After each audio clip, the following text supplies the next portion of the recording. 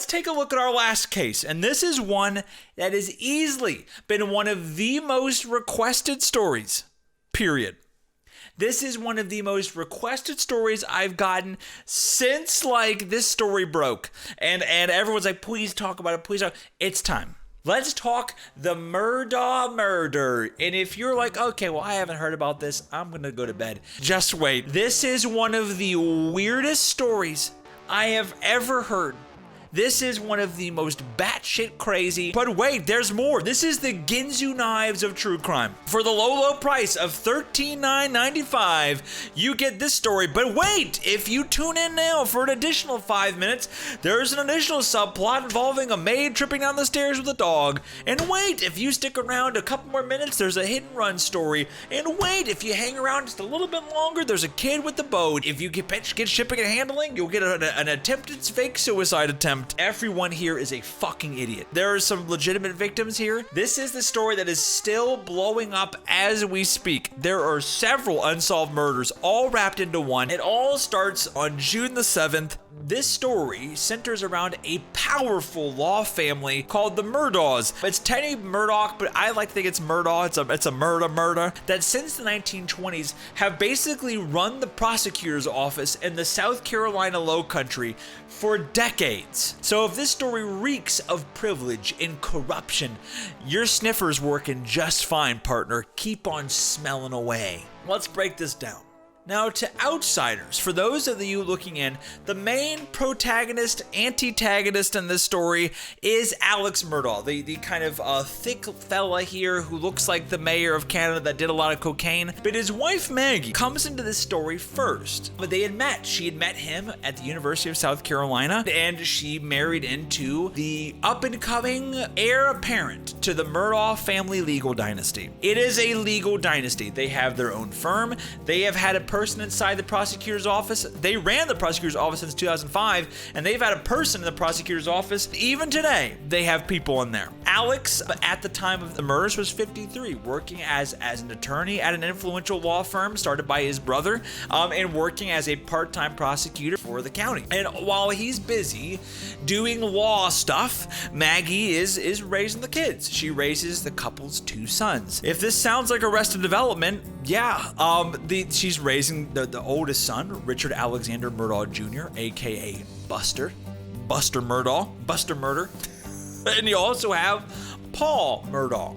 So you have Buster, the oldest kid, and Paul, seen in this picture, Paul Murdaugh. And she was a socialite, so would spend some time in the city, hanging out at the local country clubs, the local yacht clubs, spending time going swimming or out in the boat. And other times she would go off into the family's hunting lodge, a vast 1,700-acre property in Islandton in the low country of South Carolina. They had a beach house, they had a hunting lodge, they had a house in the city, and she kind of bounced around from place to place doing kind of what people of that echelon do. She was somebody who loved to laugh, loved to make people laugh, loved to spend time with family and friends. It was all over the place, whether it be tailgate parties all the way up to black tie affairs. Your typical Southern belle. That whole saga came to an end again on the night of June the 7th. She and her son Paul were killed on the hunting lodge property in Islandton. Now, very few details have been released about this attack, but I have more than most people do.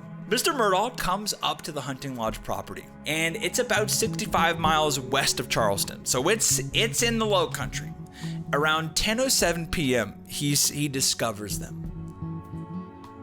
Both mother and youngest son have been shot to death at the hunting lodge, near where the kennels would be. And he calls 911, frantic, desperate for someone to come out there. The 911 first responder sends them over. It's a remote area, so she literally tells him to keep his flashers on so they can find him. The coroner suspects that they have been dead for about an hour when he found them. Maybe less than that, because he discovers them at 10:07. They were likely killed based on the coroner's evidence between 9 or 9:30. Here's something I didn't realize when I was first looking at this story. Paul was reportedly shot in the head and the chest with a shotgun, and Mom was likely killed by an assault rifle.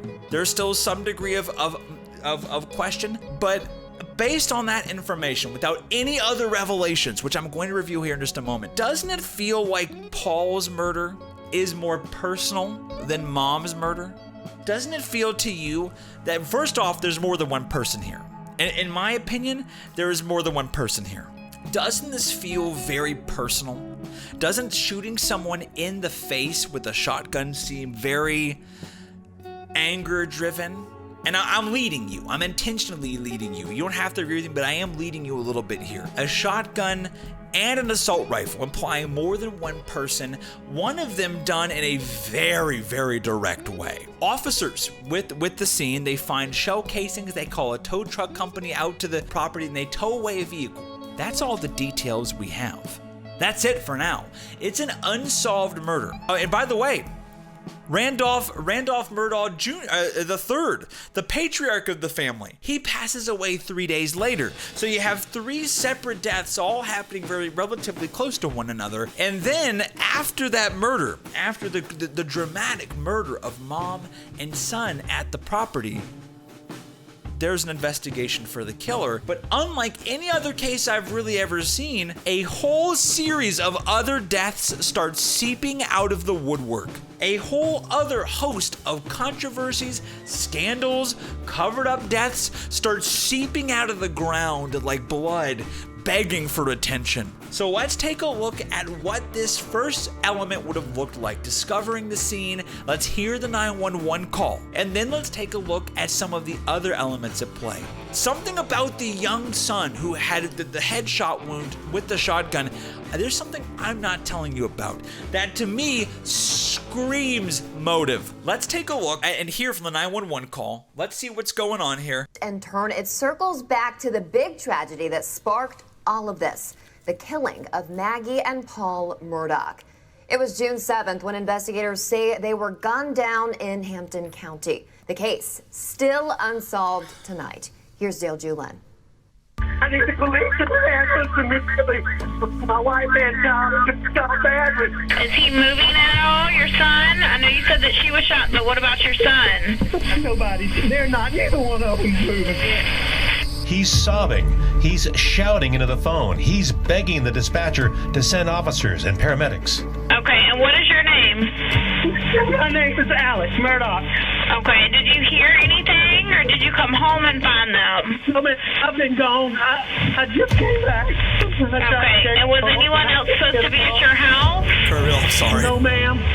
As both ambulances and squad cars race to the scene, the dispatcher sticks to her training, keeping him on the phone, knowing she needs his help so the officers can find the scene fast. Okay, can you do me a favor, Mr. Murdaugh, and turn on the flashers on your car so that way they can see where the kennels are?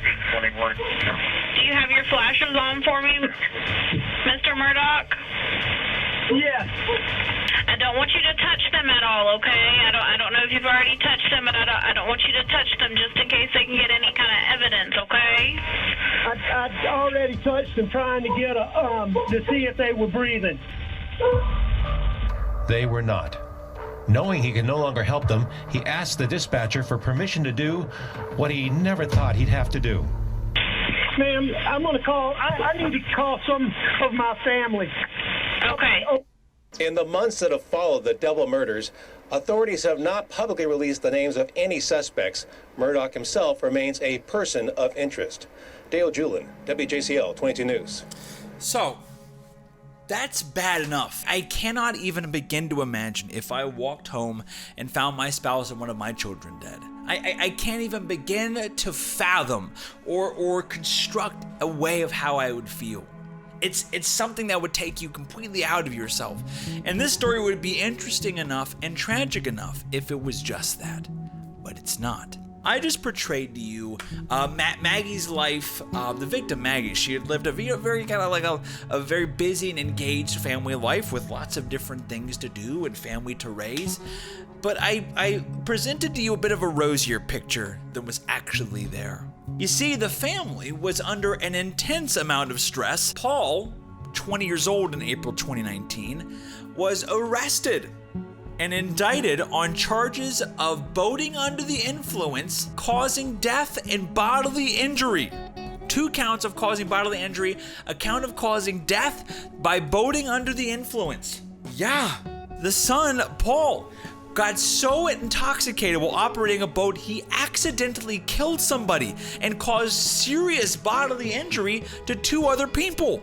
After having a party on Paris Island in February 2019, Paul got absolutely hammered, got behind the wheel of a boat with 5 other passengers and crashed into a bridge piling at 2 in the morning. Boom.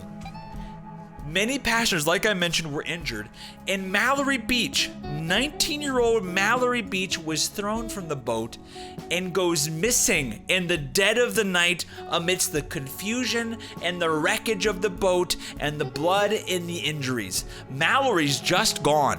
A week later, her body would wash ashore in a marsh. In March of 2019, her mom filed a wrongful death suit against Paul and his family and the convenience store that served him the alcohol. Remember, this is a powerful legislative family, a family that has massive friends in the prosecutor's office, that has actively ran the prosecutor's office for decades. That stereotype of a douchebag kid getting away with stuff because he's got connected parents, that is the stereotype. If there's anyone who's gonna get away with this shit, it would be Paul. And so, Paul pleads not guilty, despite there being video surveillance of him drinking, despite audio and multiple eyewitnesses seeing him being drunk and intoxicated. Pleaded not guilty, released on $50,000 bond.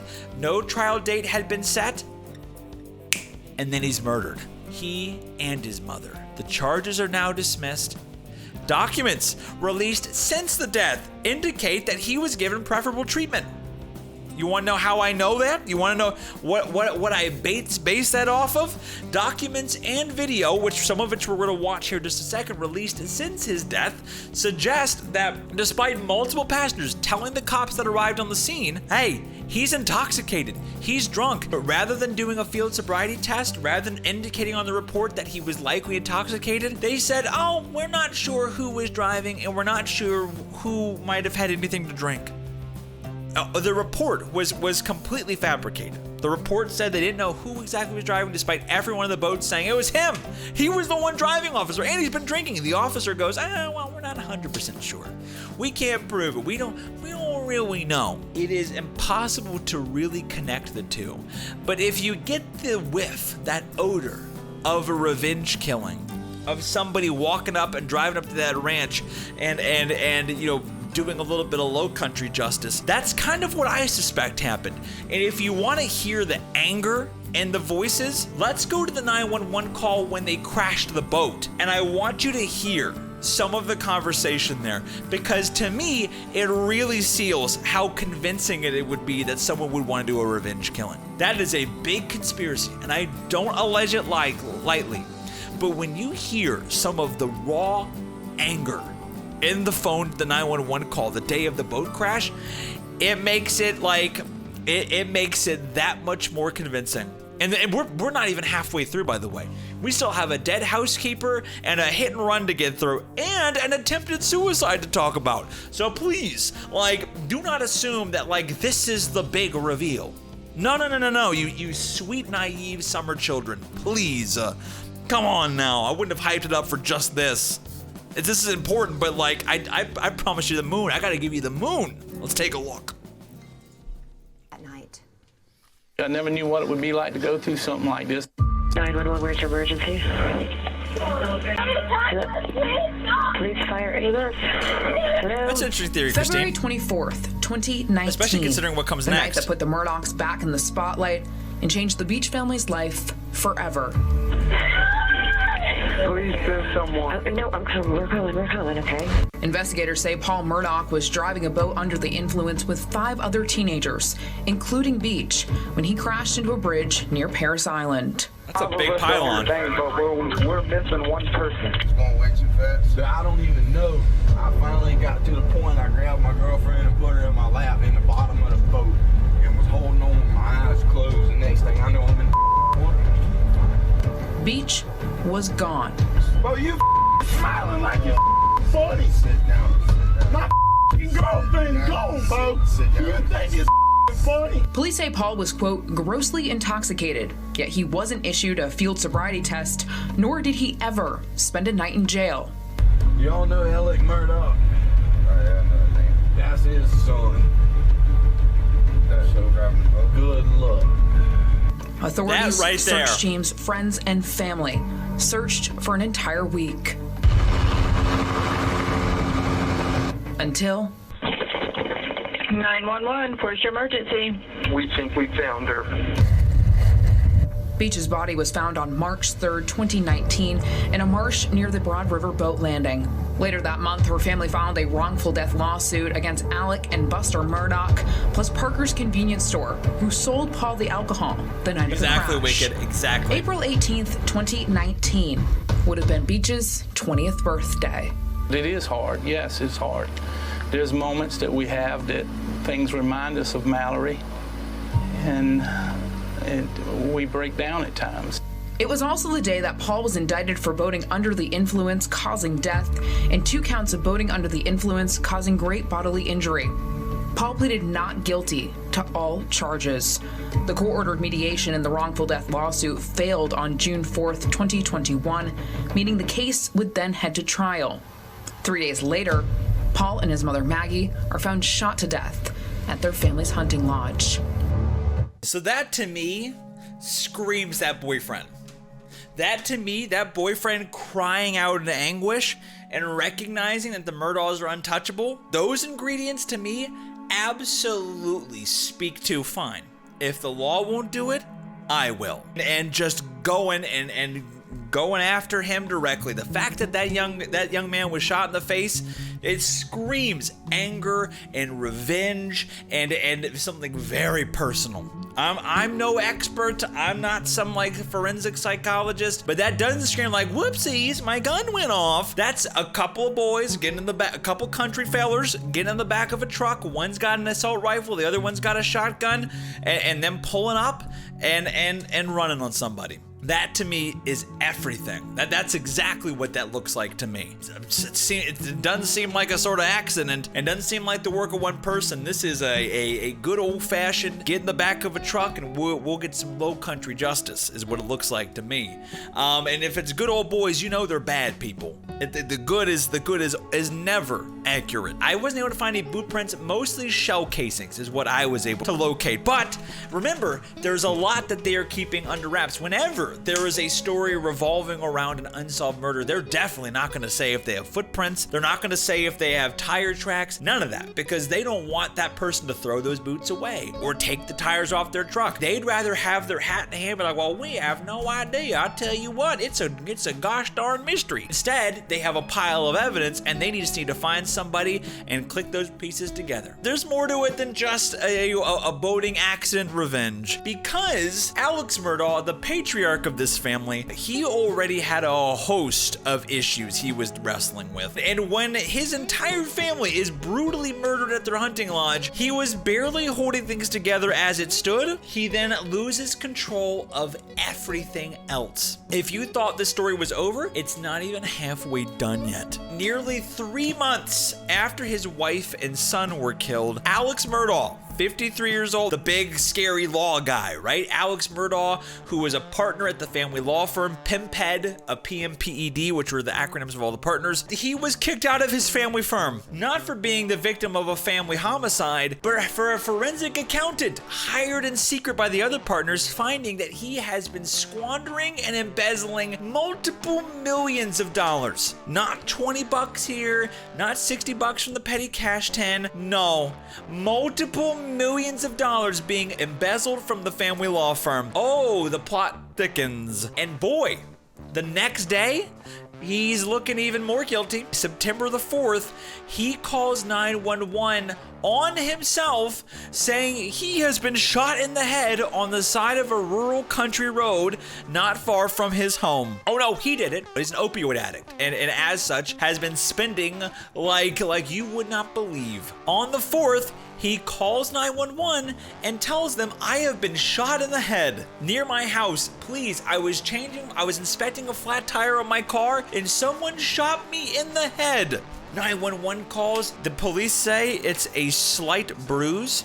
His lawyer says it's a wound with an entry and exit point through his brain, but when you see him in court a couple days later, I don't see any entry and exit wound. What was supposed to have been framed as an attempted murder, come to find out, is a suicide for hire plot. Mr. Murdaugh hires a former client of his, this gentleman right here. The day after he's found embezzling, Mr. Murdaugh, Alex, he hires this guy, an old client of his that he's known for 10 years, to shoot him in the head so that his son Buster can get a $10 million life insurance payout. Alex believed that his life insurance had a suicide proviso, which would have excluded any sort of payout in light of a suicide. Turns out that was a mistake, but either way, Alex, the patriarch, pays this guy to kill him. But this guy either misses or doesn't go through with it, and it all comes out all at once. 2 days after the shooting, he turns himself into the police, says he's entering rehab for opioid addiction. He's needs to get some help, that he comes clean regarding the suicide for hire plot. And on the September the 16th, he was charged with insurance fraud, conspiracy to commit insurance fraud, and filing a false police report. All of these are felonies. And this still is not over. Let's take a look at this piece, and then we'll take a look at the death of a housekeeper and a hit and run, a very suspicious hit and run near his house. Let's take a look at this next piece right now, shall we? But what other crimes are we talking about? Perhaps the failed suicide fraud plot that put Alec Murdaugh behind bars. Shannon Royster picks up the story from there. Like, what the fuck is going on in the story? The botched shooting of South Carolina attorney Alec Murdaugh is quickly unraveling around him and playing out like a Hollywood movie.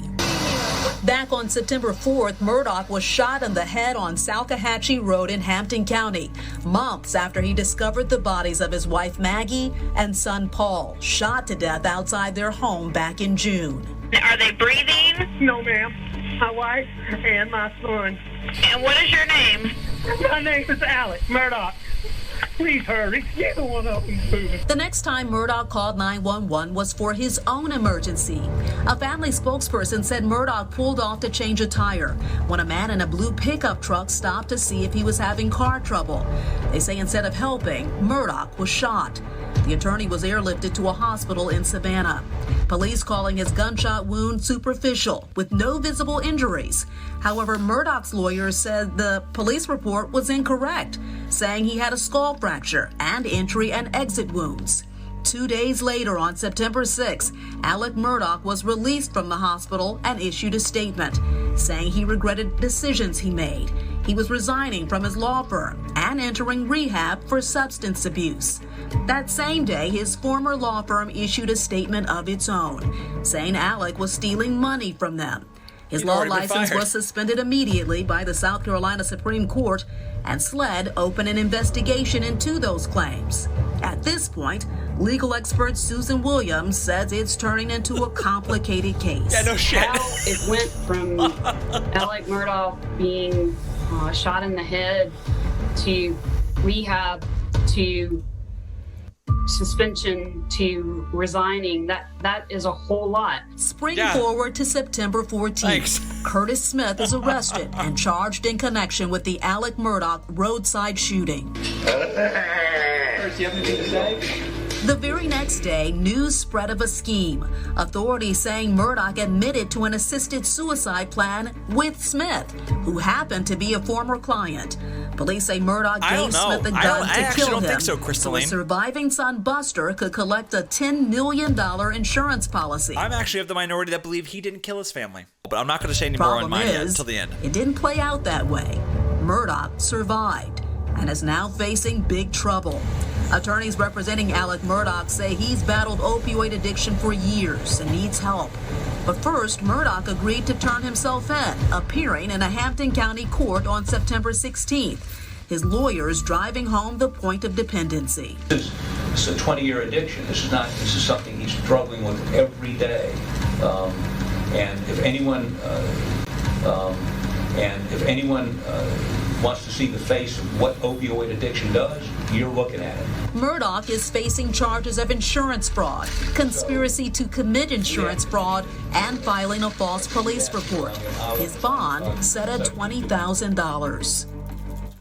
Murdaugh has returned to an out-of-state rehab center. He could face up to 20 years in prison for his role in the assisted suicide insurance fraud plot. So he's already in deep shit. He's undergoing opioid treatment while on bail, but that's not the end of all the stuff that's going on. Other recent developments include a little bit of fraud and maybe murder on the side. Although murder is a big reach in this instance here. Allow me to introduce to this next element of the story here. Remember I told you there was a housekeeper in all of this? In February 2018, Gloria Satterfield, who had been working as a nanny and housekeeper for the family for more than 20 years, a year before all of this even happened, right? Before the boating incident had even happened. This is something that was uncovered. Gloria Satterfield was cleaning their house, and according to Alex Murdaugh, was climbing the outside staircase, big house, rich family, they have an outside staircase, when she tripped over a dog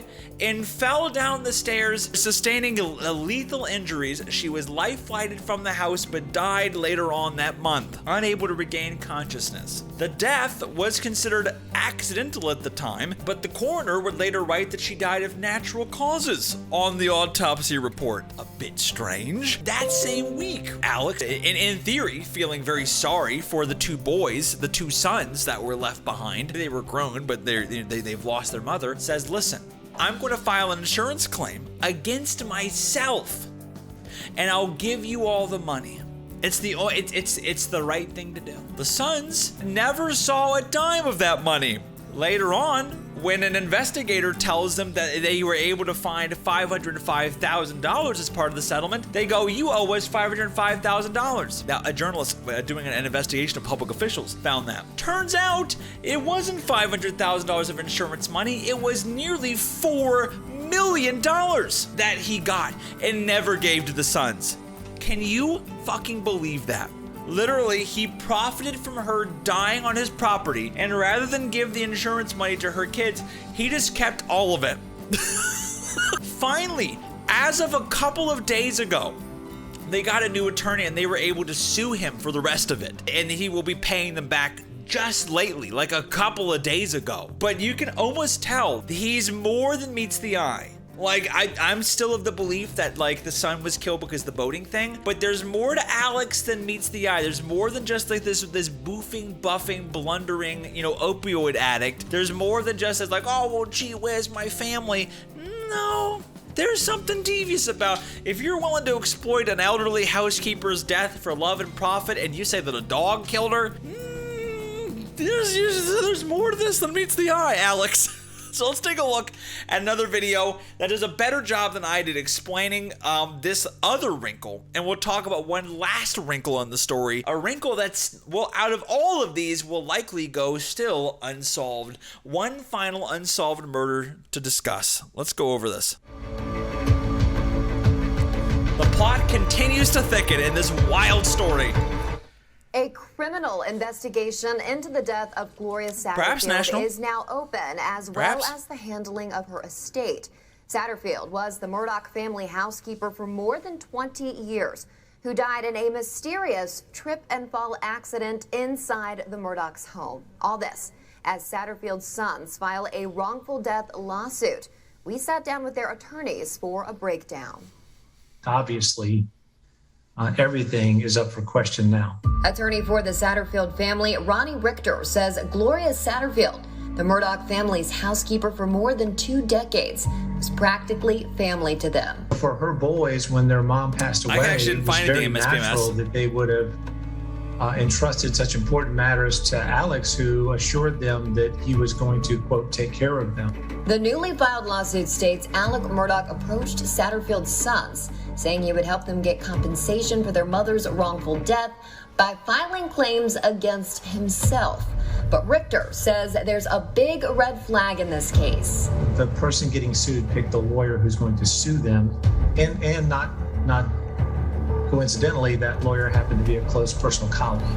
In 2018, Alec Murdaugh's insurance company paid more than $505,000 in a settlement. But according to their attorneys, Satterfield's sons didn't find out about this until they read it in the newspaper 3 years later. And there's another major problem for her sons. And they've not received the first dime. Attorney Eric Bland, who's representing Satterfield's estate, believes there's more to all of this. And that's why this lawsuit was recently filed in hopes of getting more questions answered. We believe that there wasn't just $500,000 that was recovered in connection with the death of Gloria Satterfield. We believe that number is much greater and in the millions of dollars. A letter from the Hampton County coroner states Satterfield's death was not reported to the coroner at the time, nor was an autopsy performed. It also says the manner of death on Satterfield's death certificate was ruled natural, which is inconsistent with a trip and fall accident. The housekeeper's death is not the only one to receive fresh scrutiny.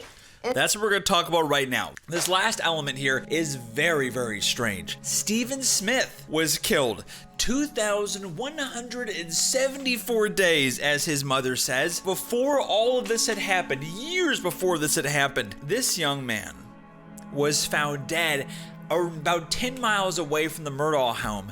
He had been run over and his body was dead in the middle of the road. Now here's where things get very interesting. First off, the South Carolina Law Enforcement Department, or SLED, they have announced that they have found evidence to the linking the Murdaughs to this case. They won't say what it is, what the connection is, but they found some degree of evidence. His death, when he was found in the middle of the road 10 miles away from their property, was never fully explained. At first, it was a hit and run and that he was beat up. Then they said he was shot in the head, and then they changed it again to him being hit by a car. There's no official connection to it. It wasn't like a family friend or anything. He was found 10 miles down the road, and one report said he was shot in the head. The other report says he was beat up and left for dead. The other says he was hit by a car, so it's pretty damn suspicious already. Secondly, they have no idea what he was doing there. Police file says he ran out of gas several miles away and he was walking to the nearest gas station. They found no gas tank.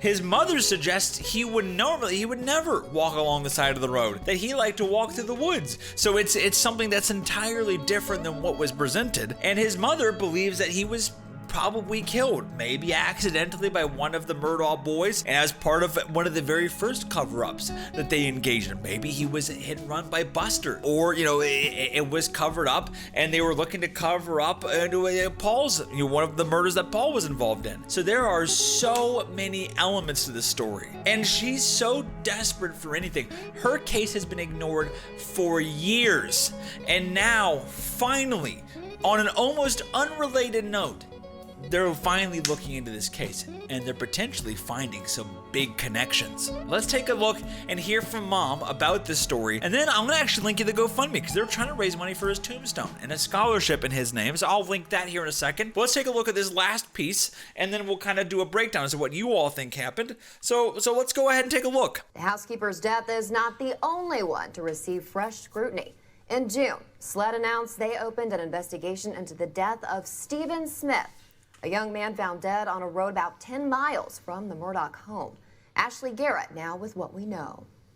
Oh my gosh, we've been waiting on this forever. Sandy Smith wakes up every morning thinking about her son Stephen and her search for answers since his death in 2015. And they said he was shot in the head.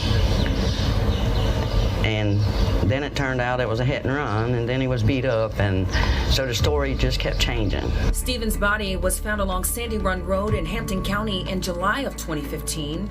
According to the coroner's report at the time, his death was likely due to a hit and run. I just couldn't believe it, but when they told me hit and run, I said that's impossible, because Stephen wouldn't have been walking in the road to start with. He would have cut through the woods. He would not have been in the highway. Now, 6 years later, with no arrest made, that search for answers continues. In June, the South Carolina Law Enforcement Division announced that they were reopening the investigation into Stephen's death. In a statement then, they said the decision to look into the death was based on information gathered during the murder investigation into the deaths of Paul and Maggie Murdaugh, but they didn't detail what that information was. This week, investigators confirmed to WJCL 22 News that the new investigation is ongoing, but that they have no additional information. For Sandy Smith, it could be another step closer to justice or more unanswered questions. It's like he's a nobody because we're poor people. Ashley Garrett, WJCL 22 News. This story continues to unwind.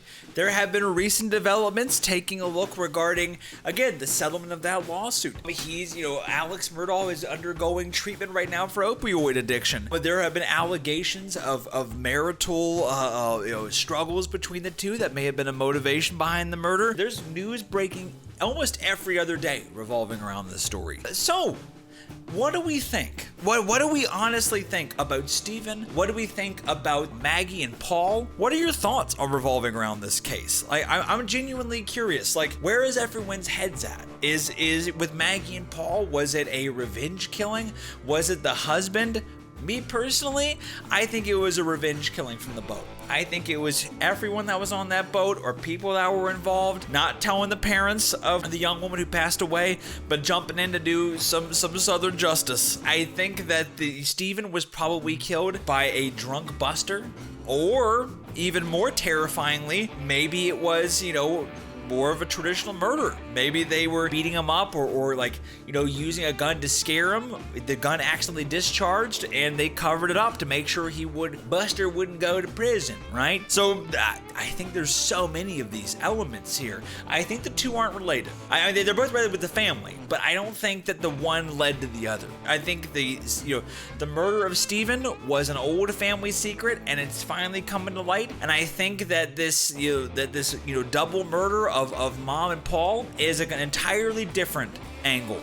And Zeb, I could easily see them, taking this young man and committing a hate crime against him too. I could easily see that. It would be any way he loses his life would be a tragedy, but I could absolutely see some bigot like that doing that to him. It absolutely kills me. It absolutely kills me. So I believe this one will get solved.